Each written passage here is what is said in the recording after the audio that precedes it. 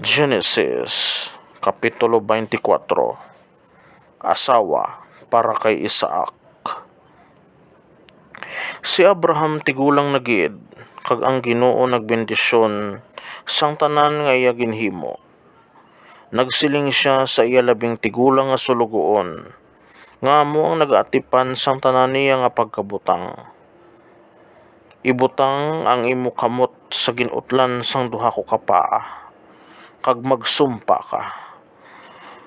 Luyag ko nga magsumpa ka sa akon sa ngalan sang Ginoo, ang Diyos sang langit kag duta, nga hindi ka magpili sing asawa para sa akon anak diri sa mga taga-Kanaan, sa diin ako nagapuyo.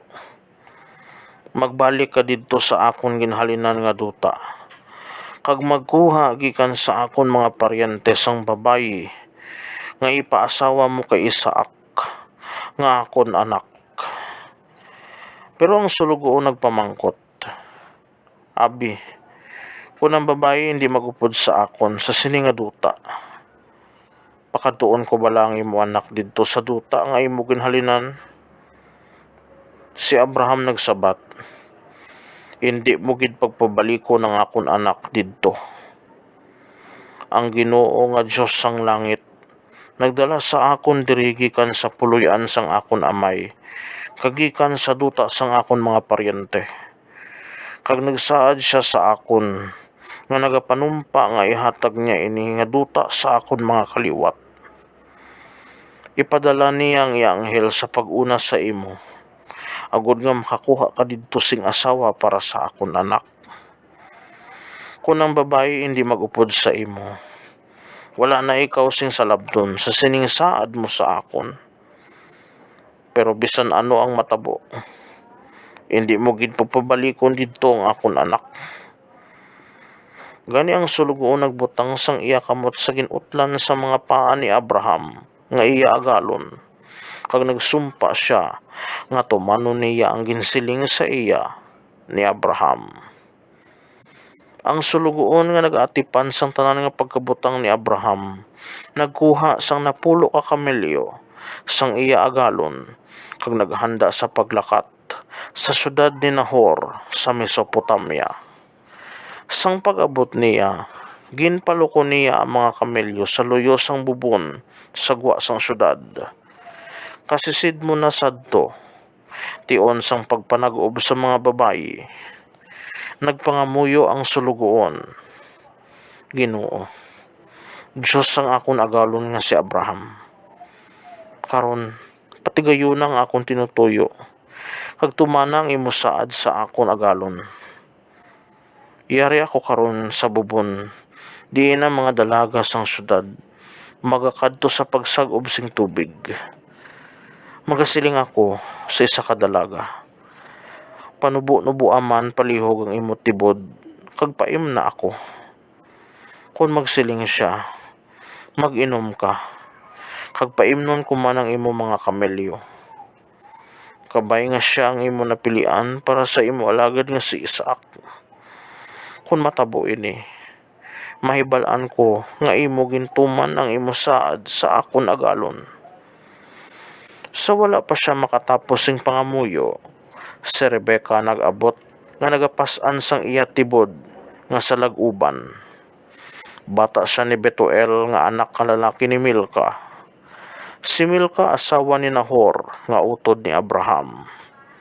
Isa siya ka matahom nga pamatanon nga babayi nga ulay pa. Nagdulhog siya pakadto sa bubon, ginsudlan ng iya tibod kag nagbalik. Ang sulugoon nagdalagan sa pagsugata sa iya kag nagsiling, kun mahimo, paim naman ako sa imo tibod. Nagsiling siya, sige Choy, mag-inom ka. Ginkuha niya sa iya baga ang tibod kag ginuyatan, samtang nag-inom ang sulugoon. Sang pagkatapos niya inom, nagsiling ang dalaga, dalahan ko man sing tubig ang imo mga kamelyo, kag pagustuhan man sila sing inom. Dali-dali nga ginbubo niya ang tubig sa iya tibod, sa ilimnan, sa mga sapat, Nagdalagan siya pakadto sa bubon sa pagkuha pagid sing tubig, tubtob nga napainom na ang tanan nga mga kamelyo sang sulugoon. Ang sulugoon nagabantay sing hipos lang sa iya sa paghibalo kun bala ang Ginoo nagpatigayon sang iya tinutuyo. Sang matapos ni Rebecca painom ang mga kamelyo, ang sulugoon nagkuha sing malahalon nga singsing nga bulawan kag ginhatag ini sa iya, kag duha ka dalagko nga pulseras nga bulawan kag insuksok sa iya mga butkon. Nagpamangkot ang sulugoon, "Sugiri man ako kung sino ang tatay mo. May lugar bala sa balay ninyo nga matulugan ko, kag sa akon mga tinawo karon nga gabi?" Nagsabat siya, "Bata ako ni Betuel, nga anak ka lalaki ni Nahor kag ni Milka. May madamo nga dagami kag kumpay sa amon balay, kag may lugar man nga mapahuwayan ninyo." Dayon ang tawo nagluhod kag nagsimba sa Ginoo, kag nagsiling siya, "Pagadayawon ang Ginoo, ang Diyos sang akon agalon nga si Abraham, nga matutom sa pagtuman sang iya saad sa akon agalon.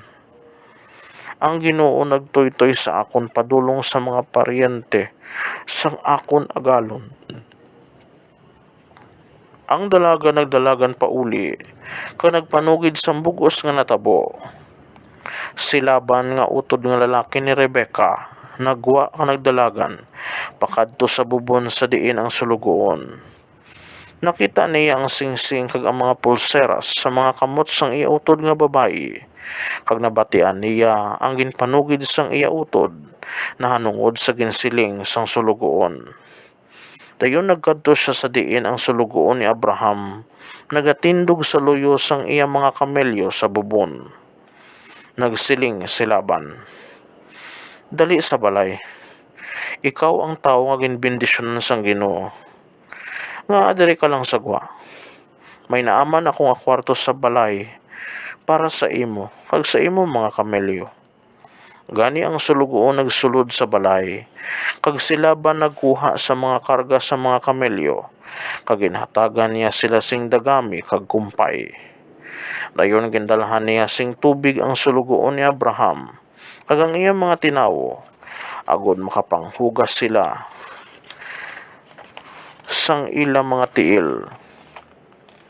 Sang nabutangan na nila sing pagkaon, ang sulugoon nagsiling, "Hindi ako anay magkaon, kun hindi ko pampabutyag ang akon inugsiling." Si Laban nagsiling, "Sige, maghambal ka." Nagsugod siya sa paghambal, "Sulugoon ako ni Abraham.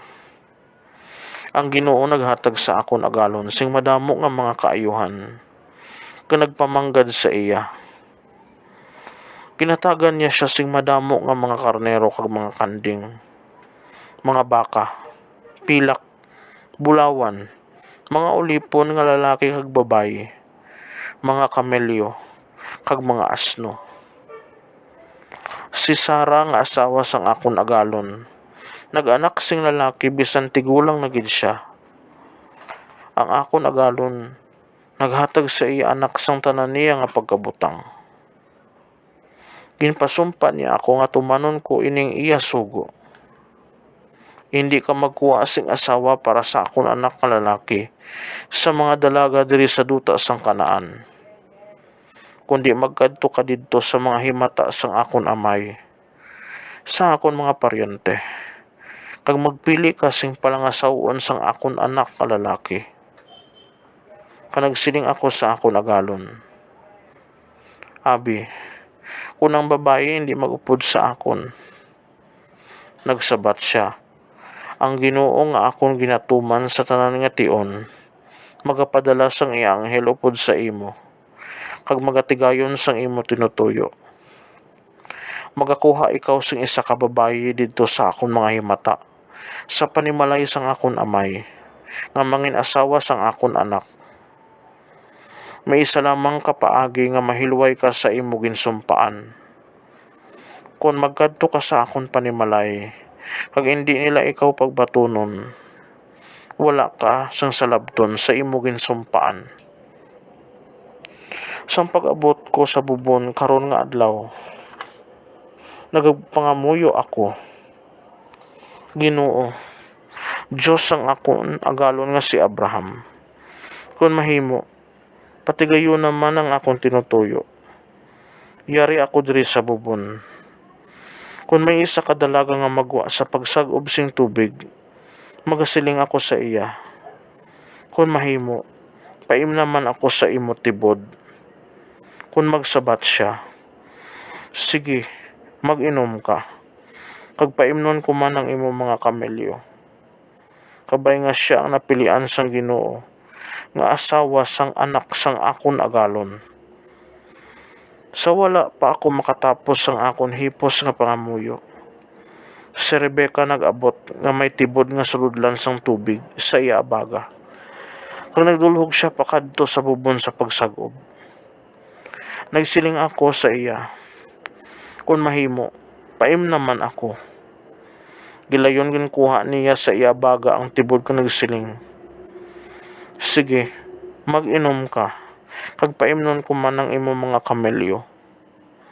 Gani nag-inom ako, kag ginpainom man niya ang mga kamelyo. Ginpamangkot ko siya, sino bala ang tatay mo? Nagsabat siya, anak ako ni Betuel, nga anak kalalaki ni Nahor, kag ni Milka. Dayon ginbutangan ko sang singsing ang iya ilong, kag ginsuksukan sang mga pulsera sang iya mga butkon. Nagluhod ako kag nagsimba sa Ginoo, kag gindayaw ko ang Ginoo, ang Dios ang akon agalon nga si Abraham, ang Dios nga nagtuytoy gid sa akon. Gindala niya ako sa utod nga lalaki sang akon agalon, sa diin nakita ko ang iya bata nga babayi para sa anak sang akon agalon. Karon, kung may tuyo ka sa pagtuman sang imo katungdanan, ug sa paghimo sa nagakaigo para sa akon agalon, kung mahimo, sugiri ako. Kung hindi ka, sugiri man ako. Agud mapatod ko kung ano ang himuon ko. Si Laban kag si Betuel nagsabat, tungod kay ini nga butang kabubuton sang Ginoo, hindi kami dapat magpamalabag. Yari si Rebecca, dalha siya ka maglakat. Ipaasawa siya sa anak sang imo agalon, suno sa ginsiling sang Ginoo. Sang pagkabati sang sulugoon ni Abraham sang ilang mga pulong, nagluhod siya nga nagaduko sa pagsimba sa Ginoo. Dayon nagkuha siya sing pilak kag bulawan nga mga alahas, kag mga bayo, kag ginhatag ini tanan kay Rebecca. Ginhatagan man niya sing malahalon nga mga regalo ang utod nga lalaki ni Rebecca kag ang iya iloy. Dayon ang sulugoon, kag ang mga tinawon niya nagkaon ka nag-inom, kag nagtulog didto sadto nga gabi. Pagmata nila sang aga, nagsiling siya, mapauli ako sa akon agalon. Pero ang iloy ni Rebecca, kag ang iya utod nga lalaki nagsiling, patiniraan ay ang dalaga diri sing isa ka semana o kung napulo ka adlaw. Kag sa tapos sina, makalakat na siya. Pero nagsiling siya, hindi man ninyo ako pagpadugaya diri. Natigayon sang Ginoo nga akong tinutuyo. Gani tugutin ninyo ako sa pagbalik sa akon agalon. Nagsabat sila, tawagon ta si Rebecca, kag tanawon ta kung ano ang masiling niya. Gani gintawag nila si Rebecca kag ginpamangkot, luyag ka bala magupod sa sini nga tawo? Nagsabat siya, oo, maupod ako. Gani ginpaupod nila ang ilautod nga si Rebecca, kag ang iya manog atipan sa sulugoon ni Abraham, kag sa iya mga tinawo. Kag ila ginbendisyonan si Rebecca sa sini nga mga pulong. Kabay nga ikaw nga utod namon nga babayi, mangin iloy sang linibo. Kabay nga ang imo kaliwat mag-aagaw sa mga syudad sang ilang mga kaaway. Dayon si Rebecca kagang iya manug-atipan nga mga dalaga nagaaman ka nagsakay sa mga kamelyo sa pag-upod sa sulugoon ni Abraham kag naglakat sila. Karon si Isaac nakaabot sa disyerto sang bubon nga nagakabuhi nga nagatan-aw sa akon. Kanagpuyo siya sa nabagatnan nga bahin sang Kanaan. Sang kahaponanon, nagwa siya sa paglakat-lakat sa latagon. Kag nakita niya ang mga kamelyo nga nagapadulong sa iya. Sang nakita ni Rebecca si Isaac, nagpanaog siya sa iya kamelyo. Kag ginpamangkot niya ang sulugoon ni Abraham. Sino inang tao sa latagon nga nagapadulong sa aton? Ang sulugoon nagsabat, amo ina siya ang akon agalon. Gani ginkuha ni Rebecca ang iya takurong, kag iya gintabunan ng iya guya. Ang sulugoon nagsugid kay Isaac sang tanan nga iya ginhimo. Dayon gindala ni Isaac sa iya tolda sa Rebecca, kag nangin iya siya asawa. Si Isaac nagpalanggay kay Rebecca, gani si Isaac naumpawan sang iya kasubo sang pagtaliwan sang iya iloy. Mga kaabyanan, inyo bantayan ang masunod naton nga episode ngamo ang Genesis Kapitulo 25. Madamo gid nga salamat.